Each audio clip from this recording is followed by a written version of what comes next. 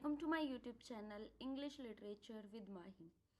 आज हम लोग करने वाले हैं फिलिप सिडनी के द्वारा लिखी गई एक sonnet, loving in truth fain in verse my love to show. ये जो सोनेट है उन्होंने अपनी जो वर्क है एस्ट्रोफिल एंड स्टेला उसके अंदर लिखी है। Astrophil and Stella Sir Philip Sidney का बहुत फेमस वर्क है जो कि 1591 के अंदर पब्लिश हुआ था। लिखा गया था 1581 के अंदर और उसके ठीक 10 साल बाद यानी कि 1591 के अंदर ये पब्लिश हुआ है, जिसके अंदर 108 सोनेट और 11 सॉन्ग्स को लिखा गया है। ये जो एस्ट्रोफिल एंड स्टेला है ये जाता है, मतलब इसका जो क्रेडिट जाता है जिसके लिए लिखा गया है, जिसके लिए पूरा वर्क लिखा गया है, वो है इनकी बिलवेड पेनेलोप ड्यूरेक्स, जो कि डॉटर थी अर्ल ऑफ एसेक्स की। एस्ट्रोफिल एंड स्टेला के अंदर एस्ट्रोफिल का मतलब होता है स्टार लवर एंड स्टेला का मतलब होता है star.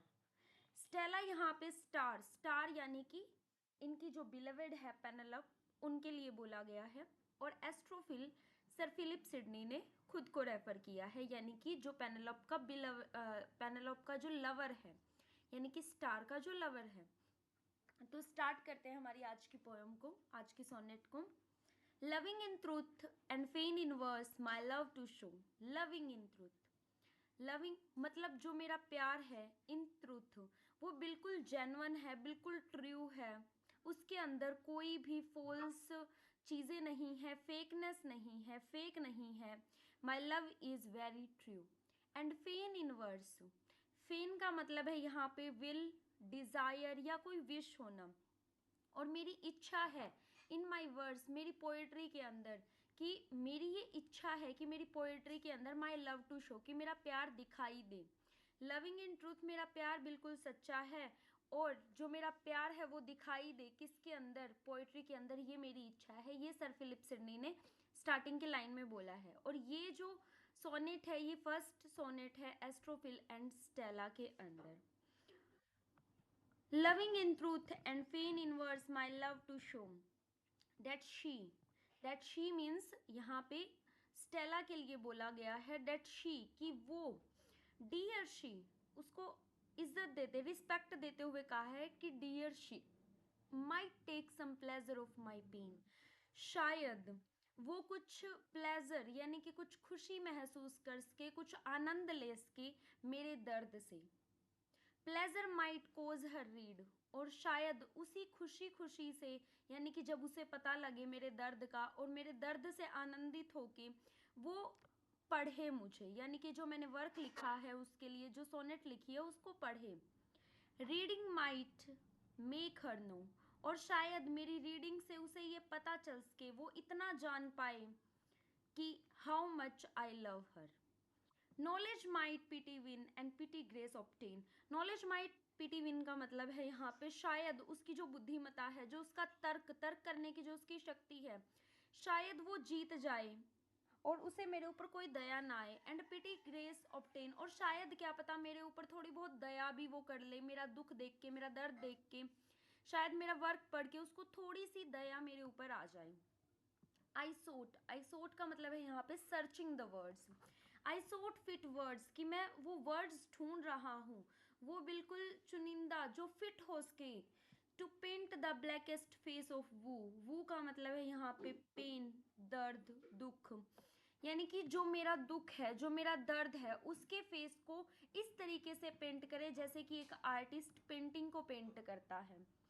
Studying invention fine her wits to entertain, और स्टडिंग इन्वेंशन, और मैं अलग अलग वर्क्स को इन्वेंट करके स्टडी कर रहा हूँ, यानी कि अलग अलग राइटर्स के, अलग अलग पोएट के मैं वर्क को पढ़ रहा हूँ ताकि मुझे अच्छे अच्छे वर्ड्स मिल सके, शायद मैं वो सेंटेंस, वो वर्ड्स खोज सकूँ जो शायद मेरी बिलवेड की विट को एंटरटेन कर सके।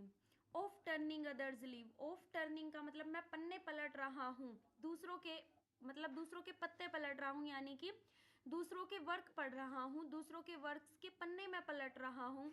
टू सी, ये देखने के लिए, इफ देंस वुड फ्लो, कि क्या पता उनके पन्नों से, उनको पढ़ने से क्या पता मेरी भी पोएट्री के अंदर फ्लो आ जाए। Some fresh and fruitful shower upon my sunburn brain, sunburned brain का मतलब है यहाँ पे उसका सूखा हुआ दिमाग, खाली दिमाग। जिस तरीके से बहुत तेज धूप के अंदर जमीन बिल्कुल जल उठती है, वनस्पति खत्म हो जाती है, शायद क्या पता मैं दूसरों के वर्क पढ़ के शायद मेरे अंदर इतने वर्ड्स आ जाए, यानी कि वर्ड्स की बौछार हो जाए, जिससे मेरे ब्रेन के अंदर भी हरियाली छा जाए, यानी कि मैं भी एक नया वर्क लिख सकूं मेरी बिलेवेड के लिए। कुछ ऐसे फिट वर्ड जो मेरे शायद लव को डिफाइन करे। But words came halting word, wanting invention stays. Invention nature's child, flat step dame studies blows. यहाँ पे बोला गया है कि जो वर्ड्स है ना वो भी मतलब ऐसा लग रहा है जैसे कि मैं कॉपी कर रहा हूँ किसी चीज को। जिस तरीके से एक चाइल्ड का यहाँ पे एरिस्टोटल के वर्क को इन्फ्लेक्ट की एरिस्टोटल की थ्योरी को इन्फ्लेक्ट किया है, रिफ्लेक्ट किया है। यहाँ पे ये बोला है जिस तरीके से एरिस्टोटल ने कहा है art is the imitation of nature, कि आर्ट क्या है, इमिटेशन, कॉपी है नेचर की। ठीक उसी तरीके से नेचर चाइल्ड का मतलब है यहाँ पे जिस तरीके से एक बच्चा होता है, छोटा बच्चा होता है, वो कुछ भी कहने के लिए, करने के लिए कॉपी करता है। अगर उसे चलना है तो वो दूसरों को देख के चलेगा, यानी कि वो कॉपी करता है हर एक चीज को। तो यानी कि जो वर्ड्स है ना वो भी शायद ऐसे होंगे कि मैं किसी की कॉपी कर रहा हूँ। Fled step dame studies blows का मतलब है यहाँ पे वो शायद इस तरीके से भी लोग मेरे वर्क को देखेंगे जैसे एक स्टेप मदर को देखते हैं, यानी कि मेरा जो वर्क होगा ना वो शायद सेकेंडरी बन जाएगा अगर मैं दूसरों के वर्क्स के अंदर से वर्ड्स को उठाऊंगा तो। And others feet still seemed but stranger in my way, और शायद मेरे जो फीट हैं वो शायद ये समझ लीजिए कि जो स्ट्रेंजर्स होंगे ना शायद वो मेरे वर्क को पढ़ें भी और शायद ना भी पढ़ें, क्योंकि वो कॉपी हो जाएगा किसी का। Thus great with child to speak and helpless in my throes, और शायद मैं उस छोटे बच्चे की तरीके से हूँ जो बिल्कुल हेल्पलेस है कुछ भी बोलने के लिए, कुछ भी कहने के लिए। यानी कि यहाँ पे जिस तरीके से समझ लो कि एक बच्चा होता है वो अपने थॉट को कन्वे नहीं कर सकता क्योंकि उसके पास लैक ऑफ वोकेबलरी होती है, उसको ज़्यादा वर्ड्स के बारे में नहीं पता होता, इसलिए वो अपनी शायद फीलिंग्स को एक्सप्रेस नहीं कर सकता अच्छे से।